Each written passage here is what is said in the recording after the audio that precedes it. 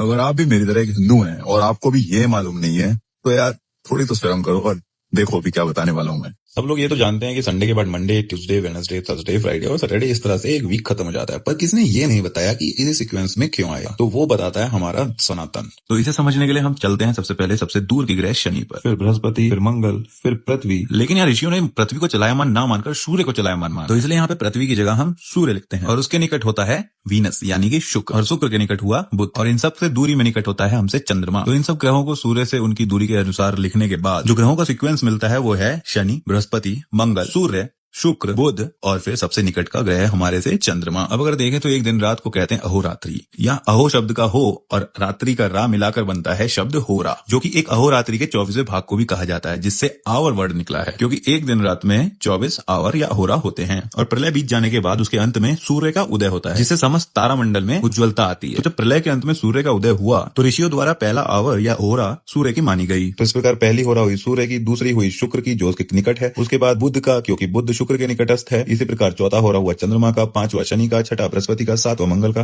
पुनः आठवां रवि का, नवां शुक्र का, 10वां बुध का, 11वां चंद्रमा का, 12वां शनि का, 13वां बृहस्पति का, 14वां मंगल का, 15वां सूर्य का, 16वां शुक्र का, 17वां बुध का, 18वां चंद्रमा का, 19वां शनि का, 20वां बृहस्पति का, 21वां मंगल का, 20वां सूर्य का, 23वां शुक्र का और 24वां या अंतिम होरा बुध का हुआ, जो कि दिन का अंतिम होरा है। और इस तरह एक दिन और रात हुई खत्म। तो 25वां घंटा यानी कि पहला घंटा अगले दिन का जो आएगा वो आएगा चंद्रमा का, यानी कि सोमवार। इसीलिए ऋषियों ने रविवार के बाद अगले दिन का नाम सोमवार रखा।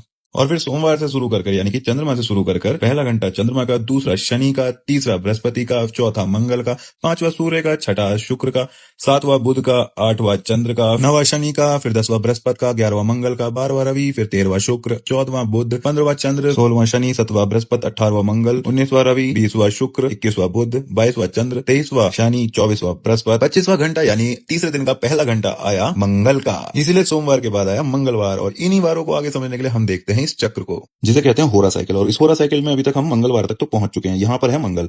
अब इसी मंगल में हम फॉलो करते हुए रवि, शुक्र, बुध, चंद्र से फॉलो करते हुए हम जाते हैं तो 24वां होरा हमारा शुक्र पे एंड होता है, और शुक्र के बाद अगला ग्रह है बुध, इसलिए अगले दिन का नाम पड़ेगा बुधवार। और बुधवार से फॉलो करते हुए इस पैटर्न को जब हम चलेंगे तो ये एंड होता है शनि पर, और शनि के बाद अगला ग्रह पड़ता है बृहस्पति, इसलिए अगले दिन का नाम हुआ बृहस्पति। और बृहस्पति के बाद फिर से फॉलो करते हुए अगर हम जब जाएंगे तो ये एंड होगा रवि पर, और रवि के बाद पड़ता है अगला ग्रह निकट का शुक्र, इसलिए अगले दिन का नाम हुआ शुक्र का। और जब शुक्र से हम चलते हुए सारा लास्ट व्रत देखते हैं तो एंड हो रहा है चंद्र पर, और चंद्र के बाद अगला ग्रह पड़ता है शनि जो यहाँ पर सेंटर में है। और शनि के बाद दोबारा से इस पैटर्न को जब फॉलो करेंगे तो वो फिर से वो रवि पे आएगा, रवि को फॉलो करेगा तो वो चंद्र पे आएगा, और इसी तरह एक सीक्वेंस मिल जाएगा हमें Sunday, Monday, Tuesday, Wednesday, Thursday का। और इसका रीजन भी अब हमें पता है, तो इसलिए धन्यवाद करो अपने ऋषियों को जिन्होंने इतना सटीक ज्ञान आपको दिया।